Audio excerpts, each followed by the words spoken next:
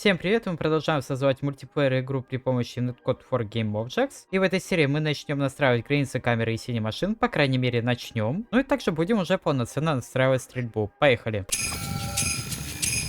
Итак, я тут немножечко поработал с окружением. Ну, теперь все, конечно, получше выглядит, но все равно не идеально. Я тут настроил, в общем-то, таймап сам по себе. Ground у меня Order Inware 0. Игрок и оружие у меня Order Inware поставлены в единичку. Подарки у меня это коллизии, они на свой с коллизиями. И для коллизий нужен таймап Collider 2D. Я потом, скорее всего, подразделю эти коллизии на коллизии от стен и коллизии от всяких штуковин. Ибо коллизии делаются здесь отдельно, если ставить таймап Collider 2D. Вот если композит Collider 2D сделать, то все коллизии будут как одна. И, следовательно, это будет более оптимизировано, но для этого нужно поставить галочку здесь у Thermal Collider Use by Composite. Таким образом, все коллизии это одно целое. А также Rigid Body должен быть, Gravity Scale 0, естественно. Замораживаем все позиции и Rotation. А также на игрока надо закинуть Box Collider, ибо у него вообще ничего нет. Box Collider игроку я уменьшу, ибо он огроменный. Да, для коллизии тоже Order Inware единичка, как и для игрока. А еще я все еще не настроил синемашин. Так, значит, Virtual камеру выбираем, Follow Evil Cat за игроком. Lens Ortho Size мы сделаем так, чтобы все располагалось вот здесь вот, до 5, наверное. И потом надо будет еще сделать границы при помощи Add Extension и Cinemachine Confiner. Кстати, у меня есть Shorts по Cinemachine Confiner, поэтому если вам интересно, то смотрите. Нам нужен 2D, Bounding Shape. У меня будет, скорее всего, несколько коллайдеров, поэтому я создам пустой объект, назову это Bounces. И для каждой камеры, получается, будет отдельный коллайдер здесь, чтобы показывать границы.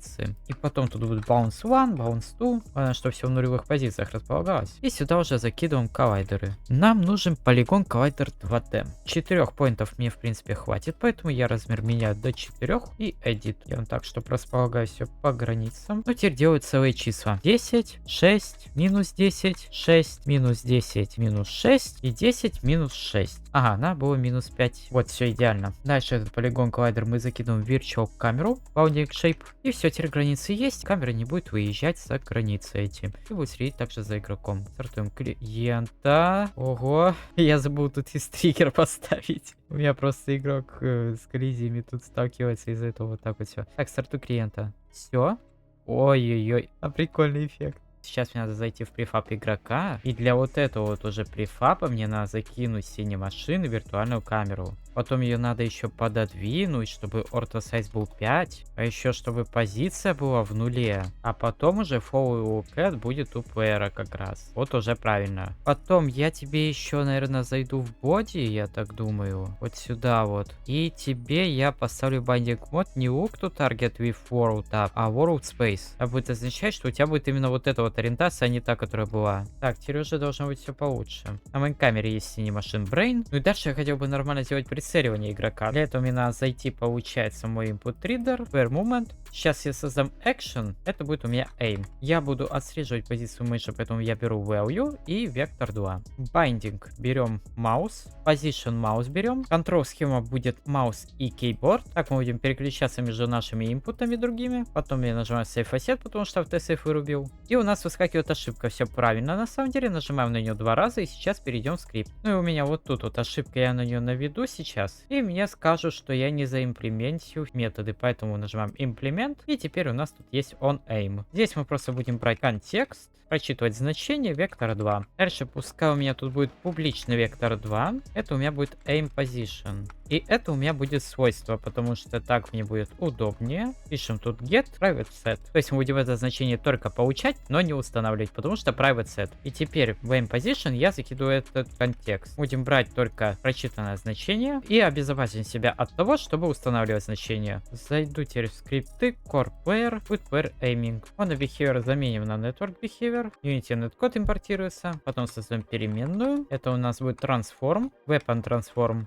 А также нужна ссылка на Import Reader. Я буду тут использовать Wait Update. Ну и для начала делаем проверку. Если это не ovner, то return. Если у нас это не ovner, то мы прерываем выполнение метода. А теперь берем вектор 2 сам по себе. Mouse Position. Это будет равно нашему Input Reader. И Aim Position. Назову это, наверное, Mouse Aim Position, потому что это у нас прицеливание. Потом я создаю также вектор 2. И беру тут Mouse Aim World Position. И здесь я обращаюсь уже к камере, Main. И обращаюсь к Screen to to world point. Про эти скрины to world point, to viewport point можете прочитать в моем телеграм-канале, ссылка на него будет в описании или по QR-коду, и там также другие ссылки будут полезные. Потом тут берем mouse in position, потом берем weapon transform, точка up, то есть вектор вверх. Можем навести и посмотреть, что это у нас публичный вектор 3, и если это вектор 3, значит нам надо прописать new вектор 2, а не вектор 3. Я пропишу это вот так вот, а еще мне надо вот тут вот переименовать. Mouse same world position по x,